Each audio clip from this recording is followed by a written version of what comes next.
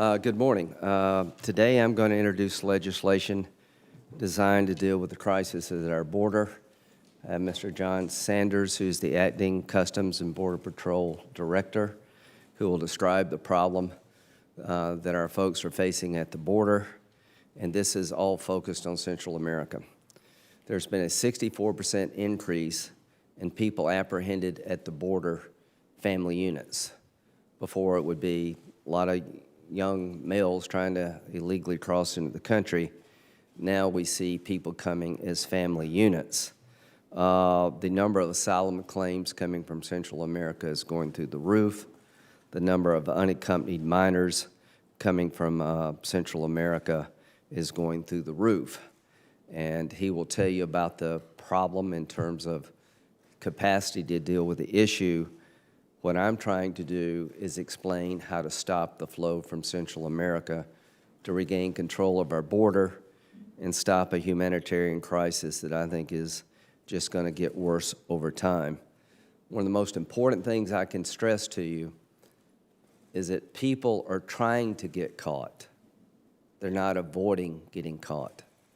So when we talk about building a wall as Republicans, that makes sense to stop illegal entry into the country, try to direct people into areas where we have a better chance of apprehending them. That doesn't work when the goal of the person is to find a Border Patrol agent and turn yourself in. I'm in charge of foreign assistance in the Appropriations Committee. I actually created the Alliance for Prosperity, a $750 million account working with Vice President Biden to provide economic assistance, deal with corruption, and enhancing security in the Northern Triangle countries. You could triple that amount of money and not stop this problem. So to those who want to give more money to Central America, it won't stop the problem. They're going to keep coming to the United States because life is better here than it is there. And no amount of money is going to stop people from coming. No matter how high the wall will be built, no matter how many drones you have, no matter how many agents you put at the border, they will keep coming because they want to get caught. And here's what's happened when they turn themselves in. If you're an unaccompanied minor from Central America, under our law, we can only hold you 20 days at DHS. Then we turn you over to Labor HHS. 98% of the unaccompanied minors who make it to America from Central America never leave the United States. So families know this.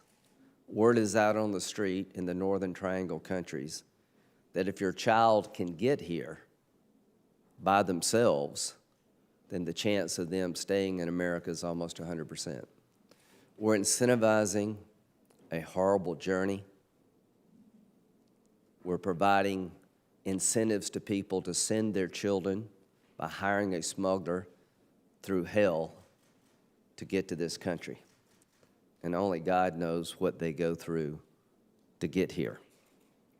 Under our law, if you come as a unit, family unit, and you have a minor child, we can only hold the family for 20 days because we don't want to separate the family. We don't have enough detention bed space. We release the entire family after 20 days. So word is out on the street in Central America that if you bring a minor child with you, your chance of being deported goes to almost zero. Your hearing date is years away, and we release you inside the country, and that's the goal of coming. So this legislation is going to deal with the problem that Mr. Sanders is about to describe. I do 4 things that are required to stop this humanitarian crisis and threat to our sovereignty. In the future, you can apply for asylum from Central America, but you have to do so in an American consulate or embassy in your home country, and we're going to try to set up a facility in Mexico. No more asylum claims at the U.S. border if you're from Central America. If you're an unaccompanied minor, we're going to change the law to allow the minor to be sent back to their home country in a safe and secure fashion as if the minor child was from Mexico or Canada. There's a loophole in our law that we're going to close. Instead of having 20 days to process a family with a minor child, we're going to increase it to 100 days so that the family can be detained humanely and we can get the claim processed and not have to release them into the country. We're going to hire 500 new immigration judges to deal with a 900,000 person asylum backlog to clear the backlog. If we'll do these four things, then the incentives that's created by our laws will cease to exist. This humanitarian disaster will begin to repair itself, and I'm willing to sit down with Democrats to find a way to address the underlying problem in Central America. I'm willing to put other immigration ideas on the table to marry up with this, but what I'm not willing to do is to ignore this problem any longer. If you look at this problem and you think the bad guys are the men and women at DHS, the Border Patrol, Labor, HHS, you're missing the point. The bad people are the smugglers. The good people are the ones who are trying to humanely take care of a problem that's overwhelming the system. And one of the bad guys in this drama is Congress itself. Republicans and Democrats have let this problem fester. It's now got to the point that it can't be ignored any longer. I support comprehensive immigration reform, did in the past, will in the future. But the situation we have on the border today is horrible. It's unimaginable that it can be sustained. And my solution will stop the problem. And I am willing to work with Democrats to do some things they want to do. But the status quo must stop. And to give you a better explanation of what our nation faces from this crisis, John. Good morning. I would like to start by saying I am proud to be here today representing the men and women of Customs and Border Protection. Our agents and officers are well-trained, experienced, and compassionate law enforcement professionals. For months, these men and women have faced a crisis that poses unprecedented humanitarian and operational challenges, unlike anything they have encountered.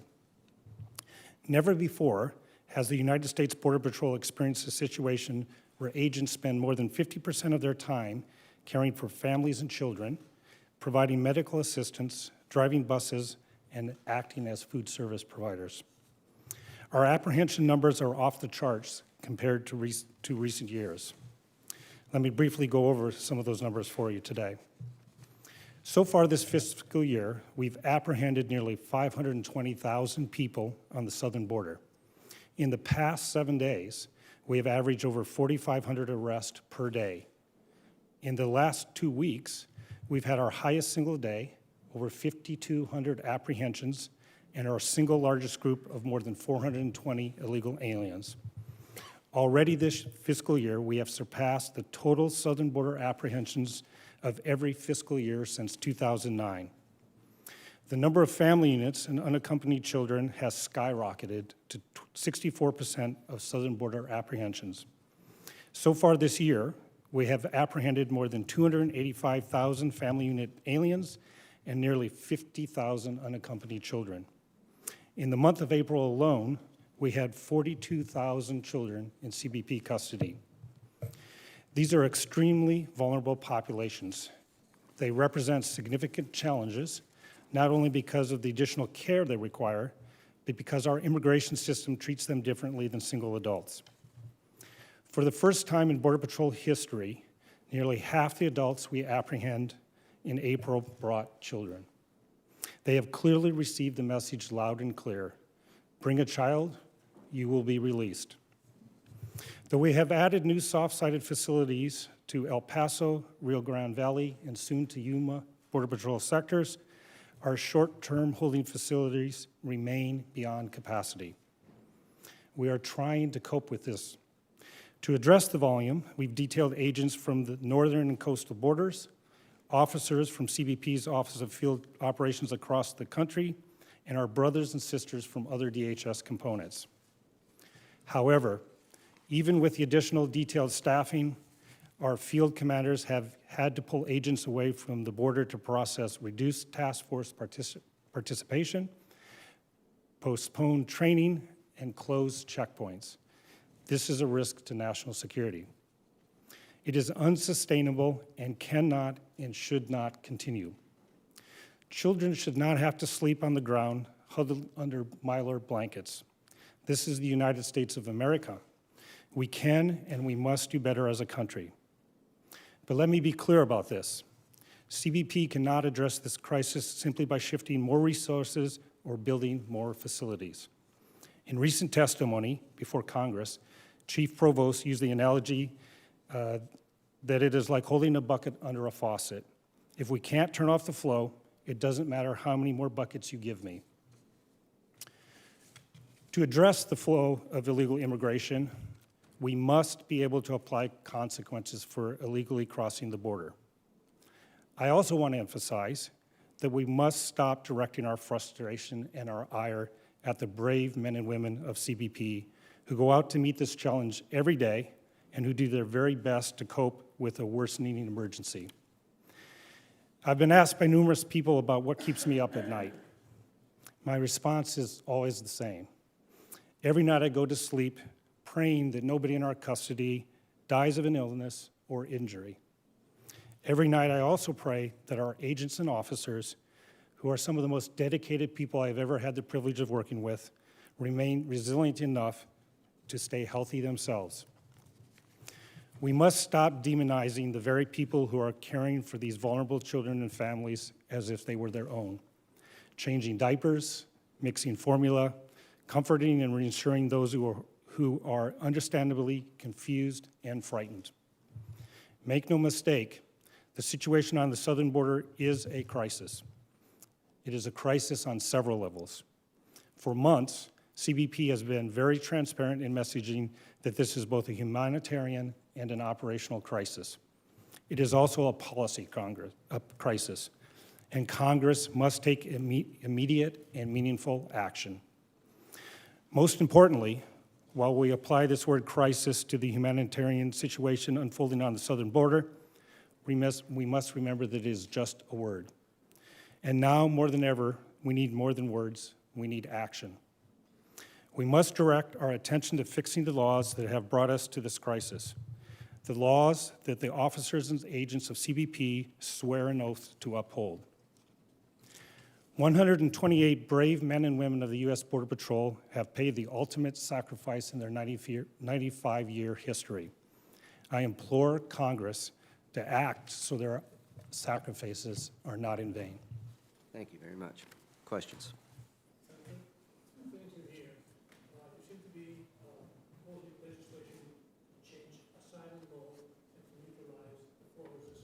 Yes. And secondly, are you crossing wires with the White House now that they have announced the 20%? Good question. So what I'm trying to do is cut off the faucet. The bucket approach is not working. Word is out on the street, and I have the ads, but since I don't speak Spanish, I couldn't translate them for you. In Central America, there are advertisements that say that if you come to America and you apply for asylum, they have to give you a hearing, and they're right. People are trying to get apprehended. They're not avoiding detention. And under our law, you're entitled to a hearing. It could take 3 or 4 years before your hearing is scheduled, and we don't have detention space to hold you for 3 or 4 years. So word is out on the street, if you apply for asylum, you're going to be let loose in the country. The reason there's been a spike in minor children is if you bring a minor child with you, you can't be held more than 20 days. So I'm trying to go to 100 days. And right now, we don't have the bed space to detain the family. So we got to do 2 things. We got to have a longer processing time, and more bed space. But if we did those 2 things, most of this flow would stop. And when it comes to unaccompanied minors, if the word got out on the street that the child could be sent back to their home country, like if you came from Canada and Mexico, it would destroy the smuggler's business. This is a nightmare for smugglers. This is a godsend to stop the humanitarian disaster, but a nightmare for smugglers. As to the administration's immigration plan, it's about border security and it's about merit-based immigration. This component is in the border security plan.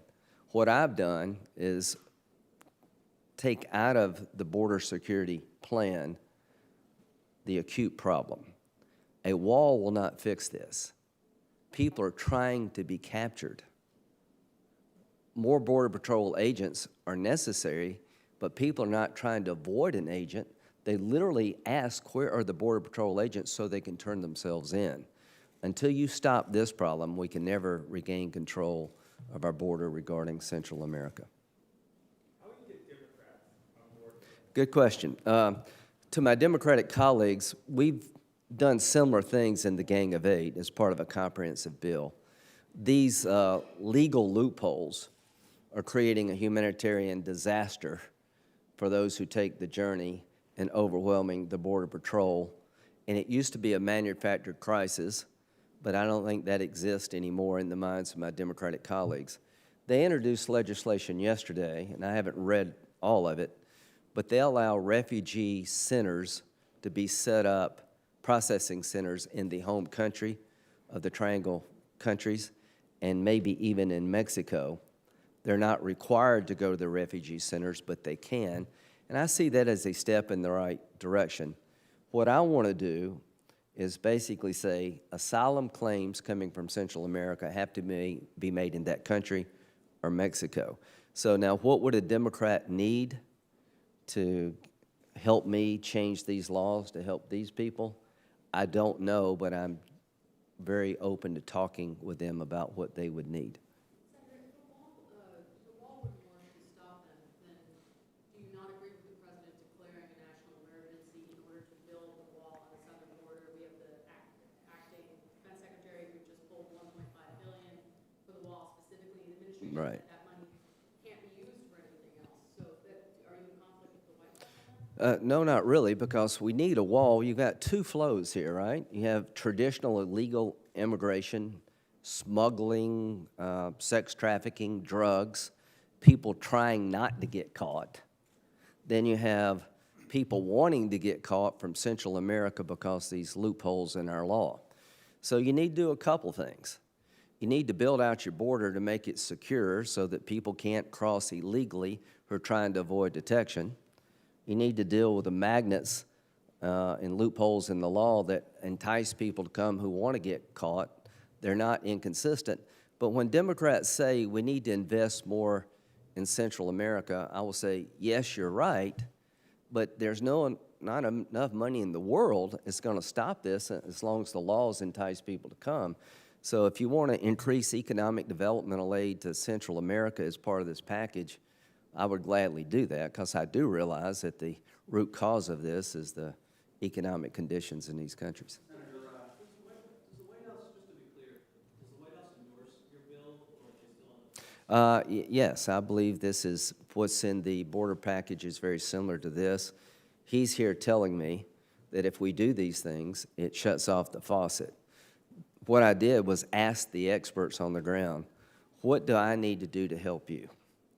Everybody who goes to the border comes back pretty depressed. You know, Tom Friedman went to the border and said it is not manufactured.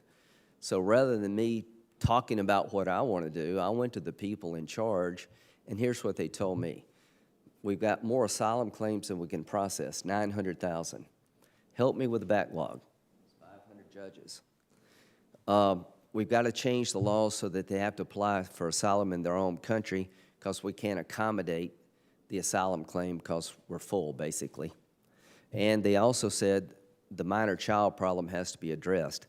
As long as you have a child with you, and 20 days is the standard, we can't process the claim in 20 days. We need more time, and we need more bed space. And when it comes to unaccompanied minors, the best way to stop that flow is to send them back to their country like you would if it was from Mexico and Canada. Sir, where's the pressure for Democrats to work with you if they do so well in district federal court? Well, I think I talked with Senator Durbin yesterday.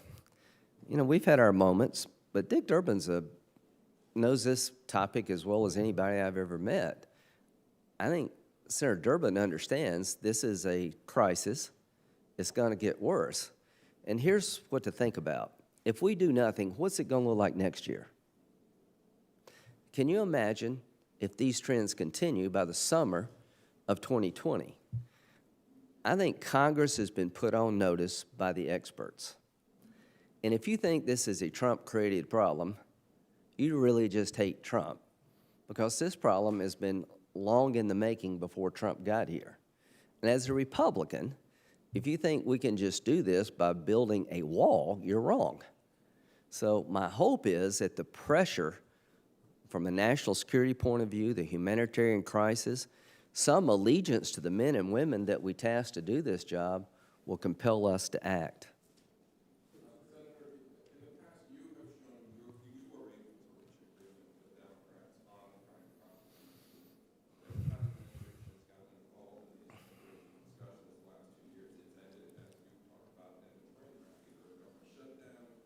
Yeah. It's really a good question. If we can find a reasonable solution, and this is the pillar of it, this is the foundation, and the president says no to more immigration reforms, then I think he will own this problem. If Democrats won't even talk with us and won't make a good faith effort to stop this, they own the problem. And most Americans could give a crap about who owns this problem. Most Americans are going to put us all in one big pot, that we're incapable of solving problems that needs to be fixed. So the upside of saying no to a reasonable proposal for either party is pretty small. I think the public is going to have a backlash against the institution of the Congress and to President Trump. You've correctly identified the problem. You're right to want more money for a wall. You're right to want a merit-based immigration system. You're right to support these changes, because without these changes, nothing changes. Now, here's the task for you, Mr. President. You had a meeting of Republicans and Democrats, and you said, send me a bill, and I will sign it. We sent him a bill, and he didn't sign it. So I am urging the president to lead us to a solution. I'm urging my Democratic colleagues, in spite of your dislike and displeasure with this president, find a solution to this problem quickly. Nope, her.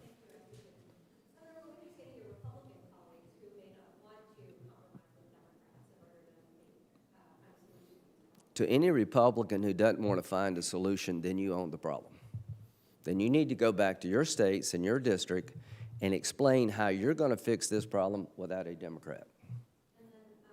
And to a Democrat, if you want things that the market won't bear, then I think, and I know pretty much where the market is on this, the Democratic Party has marginalized this issue. They have told you this is not a problem. Trump created this problem. When President Trump made his State of the Union speech, every Democrat said this is just Trump hysteria, Trump demagoguery. To my Democratic colleagues, your credibility on this issue is pretty low right now. You need to understand that you were wrong. This was a real problem. To the president, you need to do more than talk about fixing it. You need to fix it.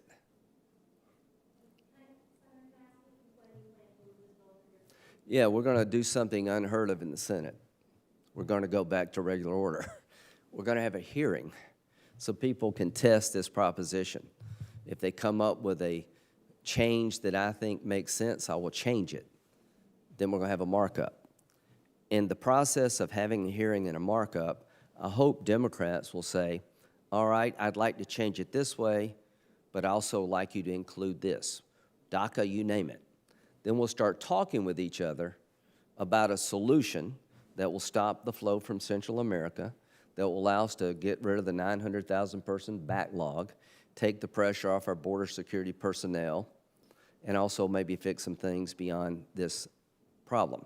So what I'm going to do is have a hearing, then we'll have a markup, and I would encourage the White House, who met yesterday with Democrats.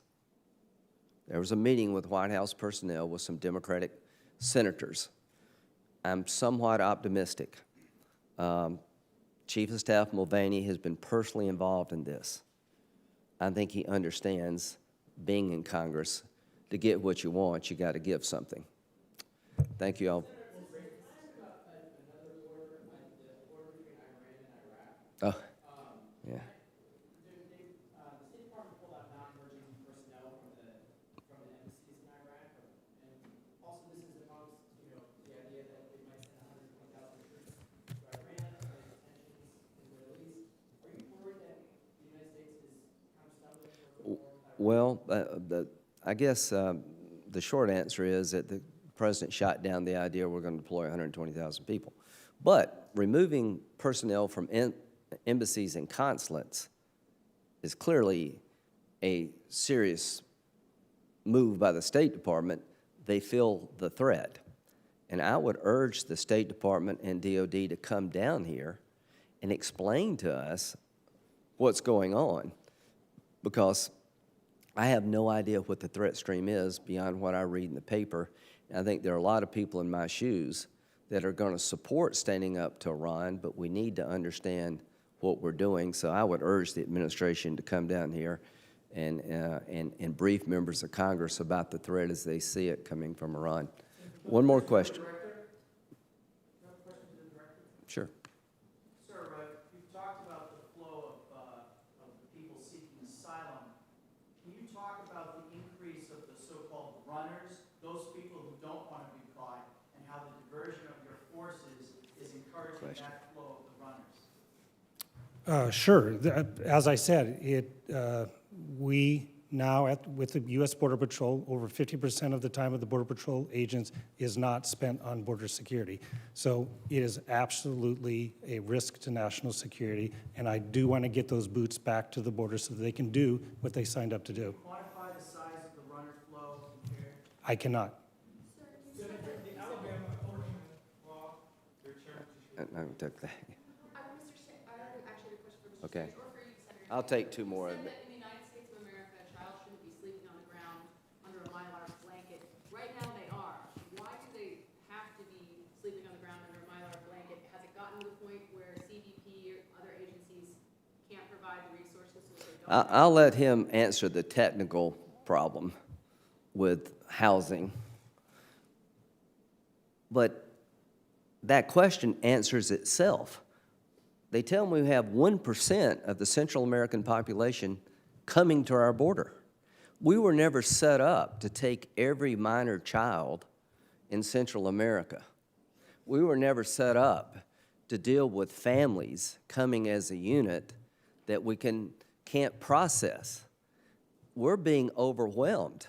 So when 50% of your time is dealing with taking care of the population, providing them the best comfort the system will allow, then if I'm a terrorist, there's no better time to try to penetrate our border than right now. So we don't have enough facilities. And here's the point. You can't build enough to take care of this problem. I mean, you literally are going to have multiple millions of people coming from Central America in the next 2 or 3 years unless you shut off the faucet. So the simple answer to your question is Border Patrol stations were set up for short-term processing of people. The system is so backed up that once they are in our custody, we have no option but to keep them there. You were briefed by the president's team on the immigration. Right. Did they include anything from that? No. Yeah, I talked to him a couple of nights ago. Well, he says, we got to stop it. how do you stop it, Lindsay? I said, well, you go talk to the people. And just think about it. Why there's a 64% increase of people with small children?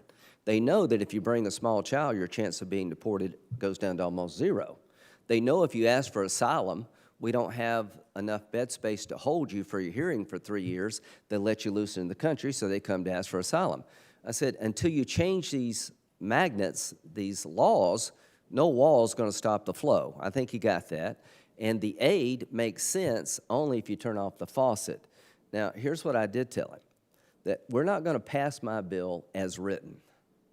You're going to have to get Democrats in the room. And this is the time for the Tuesday Trump to show up.